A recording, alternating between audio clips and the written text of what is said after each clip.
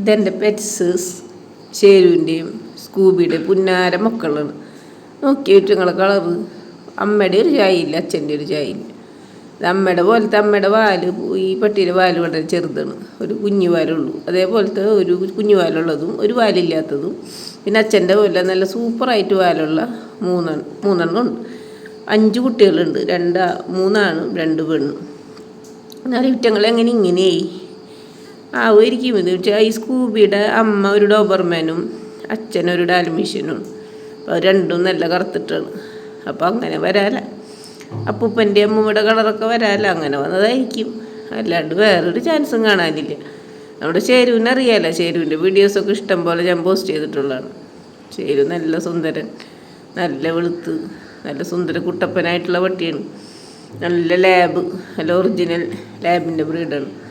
ഇറ്റങ്ങളെങ്ങനെ ഇങ്ങനെ ആയിപ്പോയാവോ. എന്തായാലും നല്ല ബ്ലാക്ക് ലാബ് കുട്ടികളുണ്ട്. ഇനിയിപ്പോൾ അതിൻ്റെ സ്വഭാവം സ്കൂബിയുടെ പോലെ ആവണം.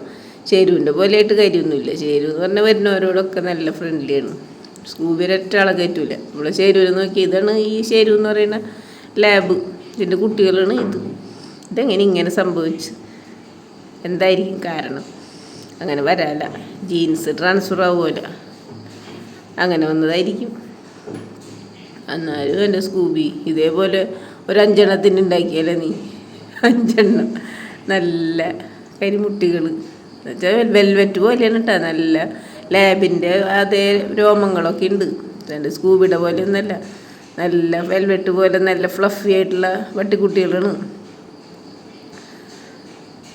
എന്നാലും ഒരു സംഭവം തന്നെ എൻ്റെ സ്കൂബി. എടാ ഷേരു, നീ ഇങ്ങനെ ഒരു പണി കാണിച്ചല്ല, നിൻ്റെ പോലത്തെ ഒരെണ്ണത്തിന് പ്രതീക്ഷിച്ച്, പക്ഷെ കിട്ടിയില്ല. നോക്കാം, നെക്സ്റ്റ് ടൈം കിട്ടുമായിരിക്കും, പ്രതീക്ഷിക്കാം.